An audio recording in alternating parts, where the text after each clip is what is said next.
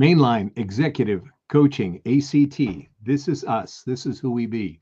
Thank you for joining us. Leaders, are you leading? Are you ready to lead even better? We're going to be talking about you and your culture and what it is that you can do and dealing with difficult situations and how do you take the chaos and turn it into focus and deliberate action. That's what we're going to be talking. Leadership, leading is messy and leadership has got to be deliberate. That's the whole focus here. That's what we'll be bringing up, showing you, discussing with you, giving you some insights about what may be helpful to you to improve your leadership ability. Rich Barron, I'm Michael Bailey. Thank you for being with us today. Let's start it Hello. out. What about, yeah, leading can be really messy. What about that, man? It can be messy. And I think in a lot of ways, there's a lot of good that can come out of messy. But messy, if you think about it, as we're leading people because we manage processes, you got to understand there's a difference. We don't manage people, we manage processes, we lead people. And so that leadership ability with people is you're going to be dealing with multiple different skill sets in these people, different backgrounds, different wants, different desires, all kind of working towards the same goals within that organization. And it can be a mess. You could be an emerging leader being put in a situation for the first time where it's a mess for you. You can be one of those people that's brought into an organization where there might be silos. There might be a lot of different personalities or different teams, competing for the same goals, but not really communicating with each other, which is, the definition of silos. But it can be a mess. It can be a mess. And that's why we talk about being intentional in your leadership. Yeah, this idea of leaders, why are you really there? When you really take a look at it, some level, it already is chaotic. It already has a certain amount of disorder to it. Even if it's working pretty good, there's a level that it's not working as well as what it could be working, right? It could be working even better, more effectively.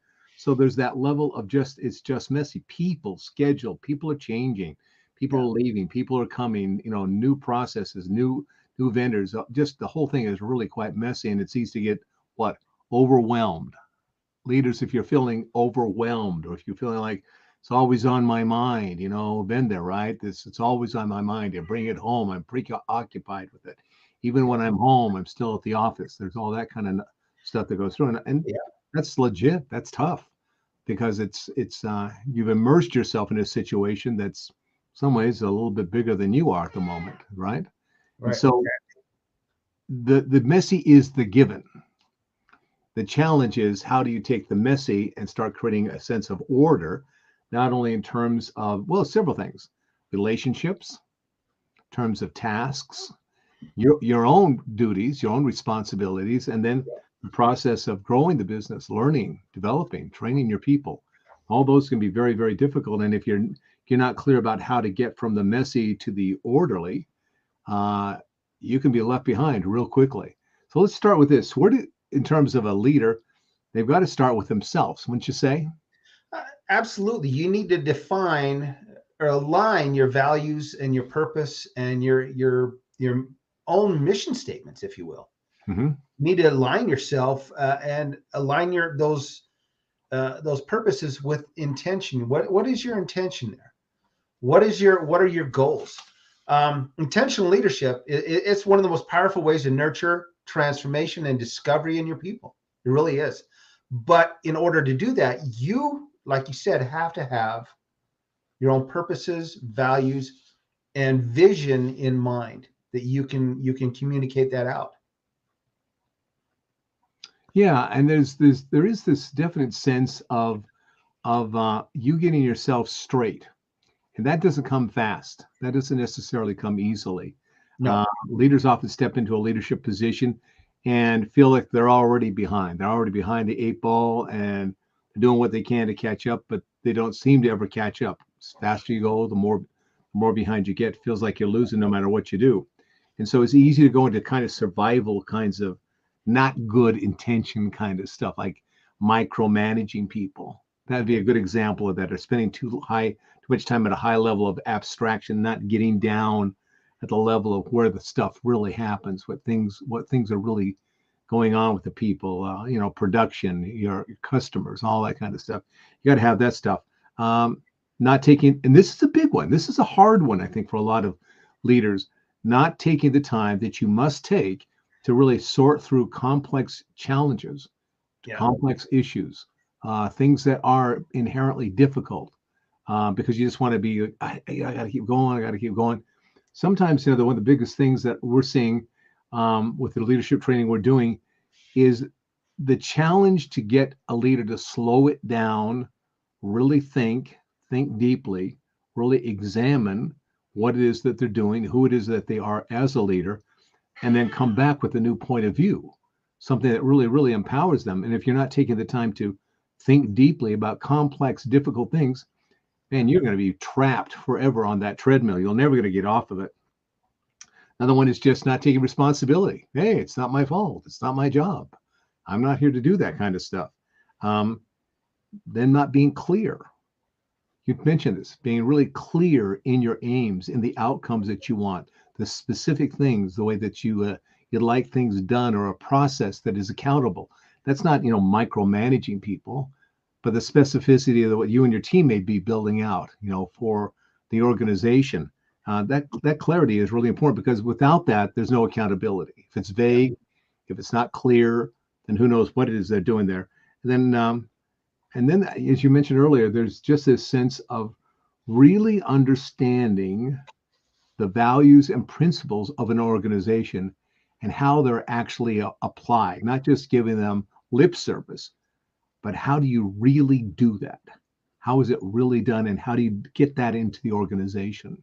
That's deliberate. That's really good deliberate stuff. Absolutely. So I think you need to ask yourself, there's some questions you can ask yourself. And how do you really lead with intention? And if you ask yourself some specific questions, and I'm just going to throw some of these out there. So how do you set direction and provide challenges? How can you support and nurture your people as they pursue these challenges? What is your attitude towards failure? That's a big one. What's your attitude towards failure?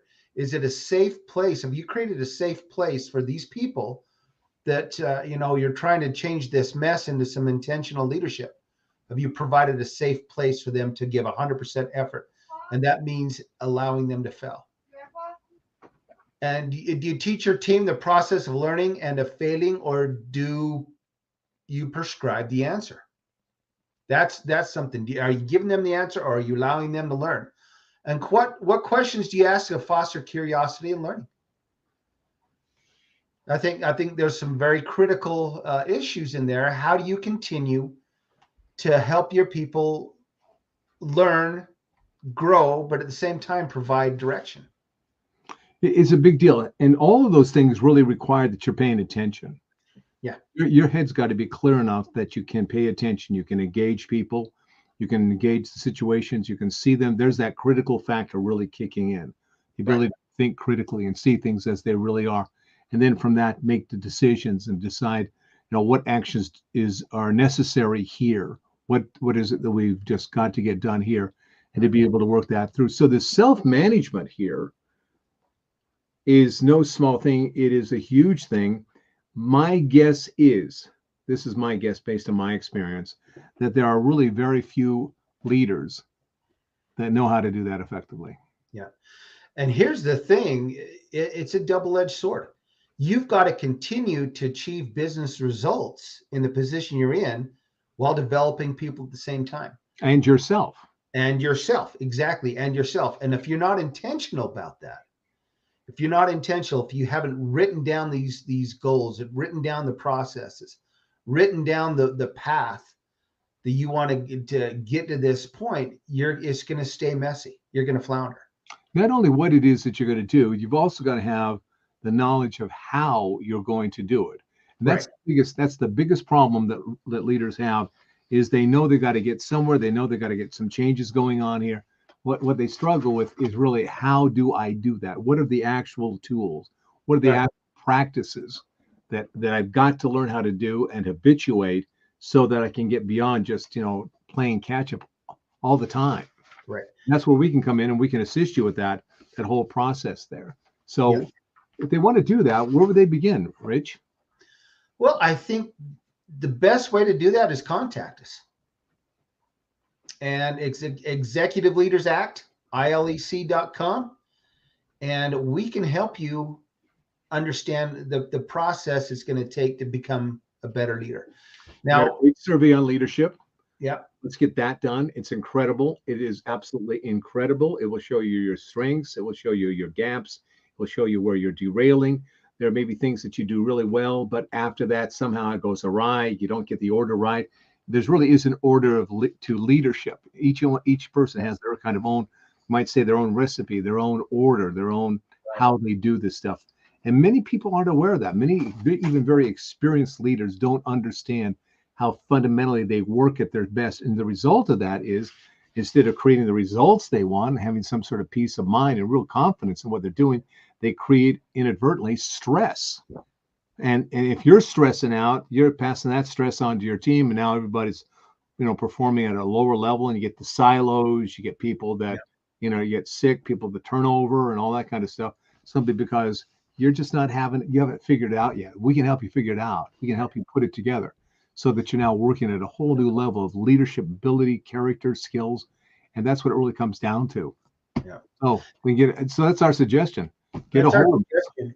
And furthermore, is we're not here to teach you how to do your job. That's an assumption. You already know how to do that. We're not consulting on your job. We are here to help you develop your personal leadership abilities. Right. And you're going to find out the truth of the matter is, this may be hard for some people to believe, you have so much more potential in being a leader than you can even begin to imagine. That's just the truth. I'm telling you, in all honesty, it sounds like a silly overstatement, but it's not. Your ability, your potential to become a great leader is there. It's that treasure inside of you. It's that thing inside of you. You just don't know how to get to. You don't know how to get to, but if you knew, you would. But if you did, you really would have already gotten there. But you don't. Yeah. So that's the thing. Get a hold of us. Let's do that. Let's unpack it for you. Okay. No cost. It's about a $500 service that we can provide for you. It's an exciting thing. People walk out of that unpackaging. They are inspired. I mean, that's the one thing that I've noticed again and again. Haven't you? Once they take the assessment, they're kind of like, oh, what's that about? Then we unpack it from there. Golly gee, I feel pretty dang good, actually. And where can I go from here? Where can I learn more? That's right. All right. It's a wrap. It is a wrap. And shout outs for today. We've got some people all over the world. I mean, let's take a look at, we've got some, we've mentioned people in Brazil, Germany, United States. We've got people in, Asia, Malaysia. There's people that are in Great Britain. Gosh, just a lot of great people. And we appreciate you so very, very much. We appreciate you coming and watching and seeing, downloading what it is we have. That's the great thing about it. You can download this and keep it and review it as much as you'd like. So all over the place, folks, all over the place, and keep them coming. Let them know. Spread the word. Absolutely. So once again, we're at the end of another episode of Mainline Executive Coaching ACT, which also stands for And Cultural Transformation. So leaders out there, lead with intention.